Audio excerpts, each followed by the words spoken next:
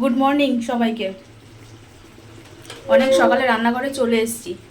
রথিনবাবুকে tiffin দেব, তার জন্য টিফিনে কি কি করলাম না করলাম একটু দেখাই তোমাদের।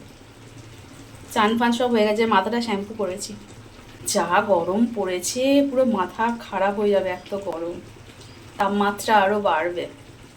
চলো দেখিয়ে দিই। এঁচড় ফুটছে, মানে হয়ে গেছে, গ্যাসটা অফ করে দেবো।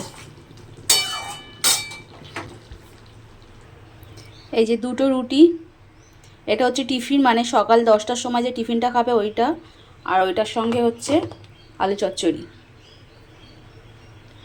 আর এই যে 4টে রুটি, এটা খাবে দুপুরে মানে 1টার সময়, তার সাথে এঁচড়ের তরকারি। এই যে এই টিফিনে দেওয়া হচ্ছে সকাল সকাল।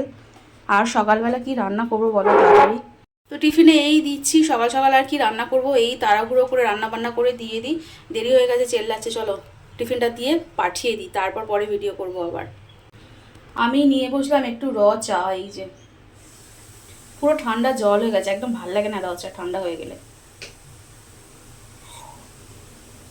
সকালের দিকে চা না খেলে না ঠিক কাজের এনার্জি আসে না।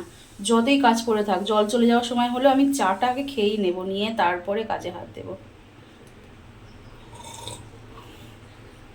গরমে না মাথা মাথা আর ধরে আছে, আর পারা যাচ্ছে না এত গরমে। তোমরা সব কেমন আছো গরমে?